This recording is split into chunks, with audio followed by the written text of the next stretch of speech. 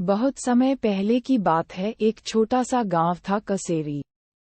उस गांव में गरीब किसान का एक परिवार रहता था। उस परिवार में एक बूढ़ी माँ के अलावा किसान की पत्नी और 2 बच्चे रहा करते थे। किसान के दोनों बच्चों में लड़का 12 वर्ष का और लड़की 2 वर्ष की थी। बरसों की मन्नतों के बाद घर में एक सुंदर सी प्यारी कन्या का जन्म हुआ था। देवी माँ की कृपा समझकर वह किसान उस लड़की को बहुत प्यार करता था। परिवार अपने गरीबी के दिनों को भी अपने आपसी प्रेम भाव के कारण खुशी खुशी व्यतीत कर रहा था। किंतु कहते हैं समय सदैव एक सा नहीं रहता। एक दिन की बात है, उस किसान के अचानक दिल में दर्द उठा। गरीबी और गांव में चिकित्सकीय सुविधाओं के अभाव में उसकी पत्नी उसको गांव के ही एक वैद्य जी के पास दिखाने ले गई। वैद्य जी ने जब किसान की ऐसी हालत देखी तो उसके हाथ पांव फूल गए। उसने किसान की पत्नी को अकेले में बुलाकर कहा, सुन रामसखी, इसकी हालत अच्छी नहीं है। जल्द से जल्द तू इसे शहर ले जा। इसके पास वक्त बहुत कम है। वैद्य जी के मुंह से अपने पति के लिए ऐसे शब्द सुनकर रामसखी के पैरों के नीचे की जमीन खिसक गई। उसकी आंखों में आंसू आ गए। घर में भी मदद करने वाला दूसरा कोई नहीं है। फिर भी उसने हिम्मत दिखाते हुए गांव के कुछ लोगों को इकट्ठा किया और किसान को शहर ले जाने के लिए ट्रैक्टर की व्यवस्था की। कुछ ही समय में किसान को ट्रैक्टर की ट्रॉली में रखकर शहर की ओर लेकर रवाना हुए। कुछ दूर चलकर ही रास्ते में किसान ने दम तोड़ दिया। जब सभी लोगों ने किसान प्यारे लाल को मृत अवस्था में पाया तो घूंघट किए रामसखी से कहा, रामसखी, अपना प्यारे तो भगवान को प्यारा हो गया। ये शब्द सुनते ही जैसे रामसखी पर वज्रपात हो गया। वह जोर जोर से फूट फूट कर रोने लगी। बाकी लोग उसकी दशा देखकर अपने आंसुओं को ना रोक सके। ट्रैक्टर को वापस गांव की ओर मोड़ दिया गया। कुछ ही क्षणों में प्यारे लाल की मृत्यु का समाचार पूरे गांव में फैल गया। सभी लोग किसान के अंतिम दर्शनों के लिए एकत्रित होने लगे। किसान को देखकर उसकी बूढ़ी माँ अपनी छाती पीट पीट कर कह रही थी, मुझ दुखिया को मौत क्यों न आ गई। भगवान, तू मुझे किन कर्मों की सजा दे रहा है। मेरा सब कुछ मेरी आंखों के सामने मिटता जा रहा है और मैं अभागन ये सब देखने के लिए जीवित बची हूँ। तू मुझे मौत क्यों नहीं देता। गांव की औरतें आंखों में आंसू लिए एक दूसरे को सांत्वना दिए जा रही थी। ये दृश्य देखकर ऐसा लग रहा था मानो गांव में सब कुछ रुक गया है। सभी लोग दुख की इस बेला में किसान के परिवार के साथ थे। कुछ समय बाद गांव के लोगों ने मिलकर प्यारे लाल के दाह संस्कार की व्यवस्था कराई, क्योंकि प्यारे लाल की दशा किसी से छिपी नहीं थी। उसके घर में उसका एक ही पुत्र था, वह भी अभी काफी छोटा था। कुछ समय बाद प्यारेलाल का दाह संस्कार कर दिया गया। सभी लोग शमशान से वापस लौट आए। धीरे धीरे समय बीतने लगा।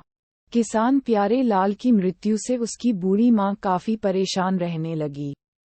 धीरे धीरे उसका स्वास्थ्य गिरने लगा और एक दिन वह भी पुत्र वियोग में अपने परिवार को छोड़कर चल बसी।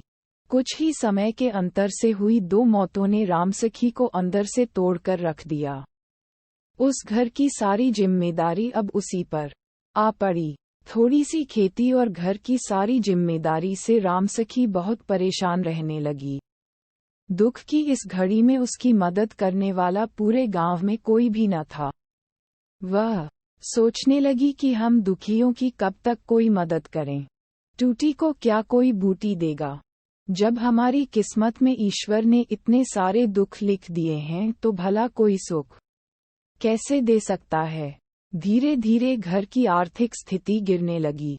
हालात यहाँ तक पहुँच गए कि 2 वक्त का भोजन भी जुटाना मुश्किल हो गया।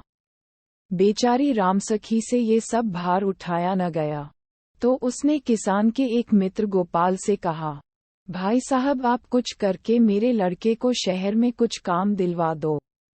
शायद मेरा घर बर्बादी से बच जाए। आपका मुझ पर बहुत उपकार होगा। गोपाल प्यारे लाल का अच्छा मित्र था। उसको अपने मित्र की पत्नी पर बहुत दया आई।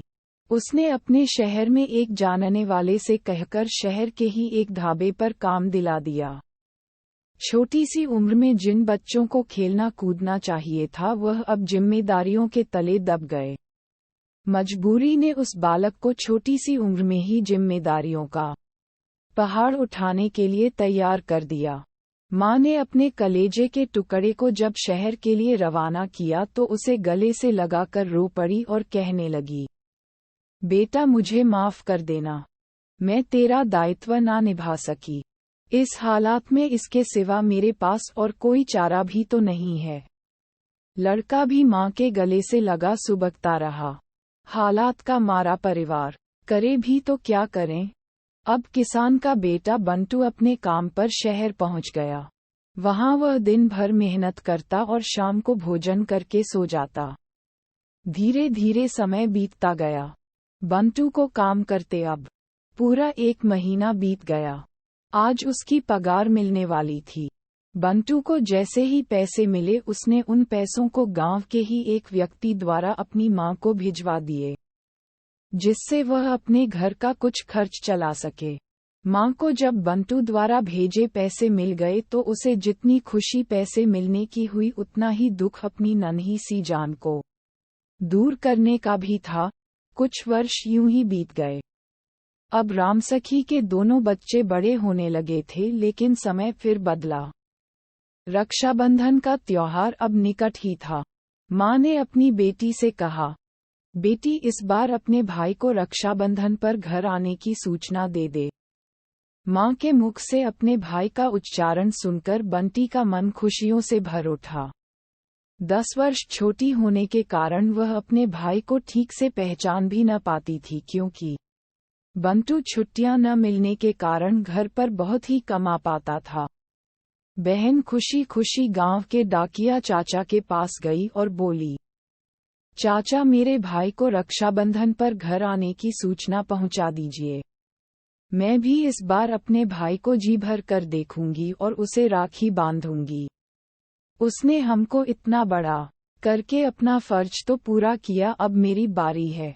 डाकिया चाचा ने उसकी बात सुनकर उसके भाई के लिए एक पत्र लिखकर भेज दिया। घर से अपनी बहन के नाम से मिले खत ने बंटू की आंखों में खुशी के आंसू ला दिए। उसने अपने मालिक से रक्षाबंधन पर घर जाने को अपनी अर्जी दे दी और पैसे, कपड़े, मिठाई सभी तैयारी कर मन में फूला ना समाते हुए अपने गांव जाने के लिए निकला ही था कि रास्ते में एक वाहन ने उसको टक्कर मार दी। मन में अपनी बहन से मिलने की आस लिए बंटू की आत्मा उसका शरीर छोड़ चुकी थी। जैसे तैसे उसकी पहचान हो सकी और उसके शव को पोस्टमार्टम कराकर उसके गांव भिजवाने की व्यवस्था वहां के पुलिस अधिकारियों ने कर दी। इधर भाई के आने की खुशी में माँ बेटी घर को सजाए बैठी थी।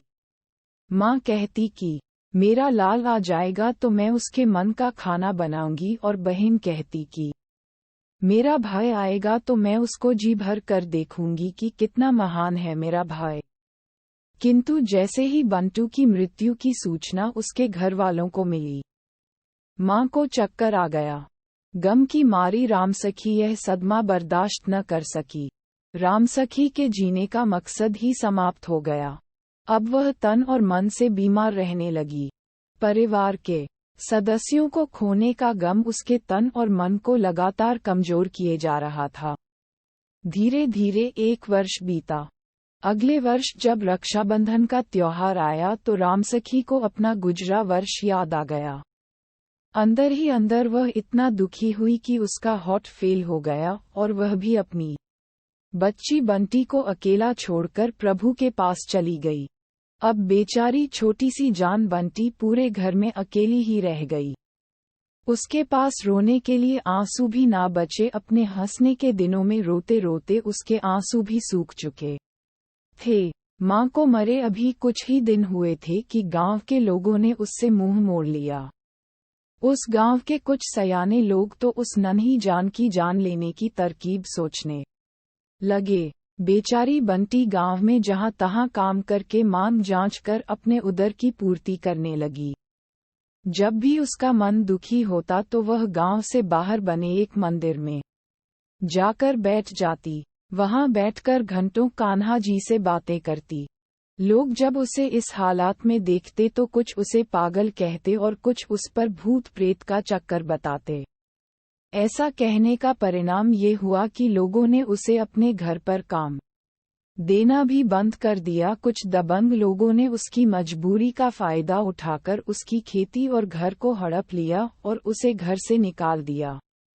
अब नन्ही सी जान के साथ किसी की कोई हमदर्दी न थी। ऐसी हालत में बेचारी बंटी दूसरे गांव से रोटी मांग कर खाने लगी और उस मंदिर में ही अपना वक्त गुजारने लगी। समय बीता। उसने कान्हा को अपना भाई बना लिया। आज एक बार फिर से रक्षाबंधन का त्योहार आ गया। बंटी बहुत खुश थी। उसने मंदिर की अच्छे से साफ सफाई की और स्वयं भी नहा धोकर कान्हा जी की मूर्ति के सामने हाथ जोड़कर खड़ी हो गई और प्रार्थना करने लगी। मैं बंसी वाले, मैंने तुझे अपना भाई माना है और आज भाई बहन का पवित्र त्योहार है, लेकिन मेरे पास तुझे बांधने के लिए एक धागा भी नहीं है। अब तुम ही मुझ गरीब बहन की लाज रखो। विस्मयादिबोधक चिन्ह। मैंने अपना जीवन अपने भाई कृष्ण को अर्पित कर दिया है, क्योंकि मुझ दुखिया का तो इस संसार में अब कोई नहीं है। इतना कहकर वह रोली, चावल, मिठाई और धागा लेने के लिए गांव पहुंची। उसने लोगों के घर घर जाकर इन चीजों को मांगा, लेकिन किसी ने उसे कुछ न दिया। बेचारी बंटी उदास होकर वापस आने लगी। उसकी आंखों में आंसू भर आए। वह सोच रही थी कि क्या मेरी किस्मत में भाई की कलाई पर राखी बांधना नहीं लिखा। वह रोते हुए उस मंदिर की ओर बढ़ने लगी। तभी उसे एक चमकीला रेशमी धागा रास्ते पर पड़ा दिखाई दिया। उसने झटपट उस धागे को उठाया और साफ करके मंदिर की ओर दौड़ी। मंदिर जाकर उसने वह धागा कृष्ण के सामने रख दिया, लेकिन तिलक के लिए उसके पास रोली न थी। वह पास से बबूल का एक कांटा तोड़ लाई और अपनी उंगली में चुभा दिया। कांटा चुभते ही उसकी उंगली से रक्त बहने लगा। उसने उस रक्त से कृष्ण की प्रतिमा को टीका किया और निवेदन किया कि आज से मैं तेरी बहन हो गई। मैंने तेरी कलाई को राखी बांधी है। मेरी रक्षा का दायित्व आज से तुम ही उठाना। तुम मुझे जैसे रखोगे मैं वैसे रहूंगी। कभी कोई शिकायत ना करूंगी। इतना कहकर एक पेड़ के नीचे वह जाकर बैठ गई। उसे कब नींद आ गई पता ही ना चला। उधर से एक व्यक्ति अपनी गाड़ी से गांव में अपनी बहन से राखी बंधवाने आया तो सोचा गांव में घुसने से पहले प्रभु के आगे शीश झुकाता चलूं। वह कार से उतरकर जैसे ही मंदिर में पहुंचा, उसने उस गरीब लड़की को वहां पड़े देखा। उसकी दरिद्र हालत देखकर उसको उस पर दया आ गई। उसने उस लड़की को उठाया और उसके बारे में पूछा। बेटी ने अपनी सारी कहानी उसे सुना दी। उस व्यक्ति का हृदय द्रवित हो गया। उसने अपनी कार से कुछ मिठाइयाँ और कपड़े उस लड़की को देते हुए कहा, ये भगवान का प्रसाद समझकर रख लो बेटी। अब की बार मैं जल्दी ही जब आऊंगा तो तुम्हारे लिए और भी कुछ लाऊंगा। बेटी ने उस मिठाई का भोग प्रभु को अर्पित कर उस व्यक्ति को भी दिया और स्वयं भी ग्रहण किया। अब नन्ही जान समझ गई कि मेरे भाई ने इस व्यक्ति को स्वयं भेजा है। अब वह कृष्ण पर बहुत विश्वास करने लगी। वक्त गुजरा। एक दिन शाम बंटी गांव से भोजन मांग कर ला रही थी। सर्दी का वक्त था। सूर्य जल्द ही अस्त हो चुके थे। कुछ लोग रास्ते में शराब आदि का सेवन कर रहे थे। उधर से गुजरती हुई बंटी पर जैसे ही उनकी निगाह पड़ी, उन्हें लगा मानो ये प्रसाद उन्हें ईश्वर ने ही भेज दिया हो। वे उस प्रसाद का भोग लगाने उस ओर दौड़े और उसे पकड़ लिया। बेचारी बंटी इतने शराबियों के बीच कैसे बच पाती। वह जोर जोर से चिल्लाने लगी, लेकिन उसकी मदद के लिए कोई ना आया। थक हार कर उसे अपने भाई कृष्ण की याद आई। उसने भैया मुझे बचाओ, भैया मुझे बचाओ कहकर कृष्ण को पुकारना प्रारंभ कर दिया। थोड़ी देर में पुलिस की एक गाड़ी उधर से गुजरी। उन्होंने लड़की की आवाज सुनी तो अपनी गाड़ी का सायरन बजाया। सायरन की आवाज सुनकर शराबी भाग गए और वह लड़की बंटी लपककर पुलिस वालों के पास पहुंच गई। उसे लगा कि आज फिर उसके भाई ने उसकी लाज बचाने के लिए इन पुलिस वालों को भेज दिया। वह दौड़कर उनसे लिपटकर रोने लगी। पुलिस वाले भी थोड़ी देर के लिए सकते में आ गए। वे उससे कहने लगे, सुन लड़की, तू हमारे साथ थाने चल। इन लोगों के बारे में कुछ सवाल जवाब करना है। वह उनके साथ थाने जा पहुंची। वहां उन्होंने उसे बैठने का इशारा किया। थोड़ी देर में पुलिस वाले शराब की बोतल और मीट सामने रखकर उसका सेवन करने लगे। बेचारी बंटी यह सब देख घबराने लगी। उसने मन ही मन कान्हा को याद किया। जब पुलिस वाले नशे में धुत हो गए तो उस लड़की को पकड़कर उसके साथ जोर जबरदस्ती करने लगे। बंटी तो मानो आसमान से गिरी खजूर पर अटक गई। वह जैसे ही चिल्लाए, एक पुलिस वाले ने उसका मुंह बंद कर दिया। वे बंटी को उठाकर बिस्तर की ओर ले जाने लगे। तभी अचानक एसपी साहब का दौरा हुआ। थाने के बाहर खड़े गार्ड जब तक कुछ समझ पाते तब तक एसपी साहब उसके निकट आ चुके थे। उन्हें सैल्यूट करने के अलावा और उनके पास कोई उपाय न था। एसपी साहब स्वयं थाने के अंदर चले गए। जैसे ही उनकी नज़र उस थाने के नज़ारे पड़ी वह दंग रह गए। उन्होंने उस गार्ड से कहा, जरा दरोगा जी को बुलाओ। बेचारा गार्ड दरोगा जी के पास पहुंचा तो दरोगा जी नशे में धुत थे। एसपी साहब के आने की बात सुनते ही उनका सारा नशा उतर गया। वह तेज कदमों से एसपी साहब की ओर बढ़े तो एसपी साहब ने उनकी क्लास लगा दी। अपने मोबाइल में सारी रिकॉर्डिंग वह पहले ही कर चुके थे। उन्होंने कहा, ये सब क्या है? क्या इसी तरह थाना चलाया जाता है? आपको किस कार्य के लिए तैनात किया गया है? जुर्म कम करने या बढ़ाने के लिए? दरोगा जी एसपी साहब की सारी बातें सिर झुकाए सुनते रहे। उनके पास किसी बात का कोई जवाब न था। बंटी बेचारी अर्धनग्न अवस्था में एसपी साहब के सामने खड़ी कपकपा रही थी। एसपी साहब ने अपने गार्ड को उसे गाड़ी में बैठाने का आदेश दिया और उसे अपने कार्यालय लेकर पहुंचे। वहां जाकर सबसे पहले उन्होंने पूरे थाने को इस जघन्य कृत्य के लिए निलंबित कर दिया और फिर बंटी को अनाथ आश्रम भिजवाने की व्यवस्था की। साथ ही उन्होंने सख्त हिदायत दी कि अनाथ आश्रम में इसके या अन्य किसी बच्चे के साथ अमानवीय व्यवहार किया गया तो उनके विरुद्ध भी सख्त कार्यवाही होगी। अगले दिन पूरे थाने के निलंबन का समाचार अखबार में सुर्खियां बन गया। पुलिस वालों को उनके किए की सजा मिल चुकी थी। चारों ओर एसपी साहब के कार्य के चर्चे होने लगे। बंटी ने कुछ समय अनाथ आश्रम में ही व्यतीत किया। फिर एक दिन जब वह रात को अपने कृष्ण को याद करके सो रही थी तो प्रभु ने उसे दर्शन देकर कहा, बहन, अब तुम्हारे बुरे दिन समाप्त हो चुके हैं। अब जल्द तुम्हारे जीवन का नया सवेरा होगा। इतना सुनकर उसकी आंख खुल गई। वह अपने भाई का दर्शन पाकर धन्य हो गई। अब वह रात भर उसकी मोहनी मूरत का ध्यान करके खुश होती रही। एक बार फिर से नई सुबह आई। एक व्यक्ति अपनी पत्नी के साथ एक बच्चे को गोद लेने के उद्देश्य से अनाथ आश्रम में आया। पहले तो वह एक लड़के को गोद लेना चाहता था, किंतु जैसे ही उसकी निगाह बंटी पर पड़ी उसका विचार बदल गया। ऐसा लगा मानो कृष्ण ने ही उसकी बुद्धि बदल दी। उसने उस लड़की को गोद लेने का आग्रह किया।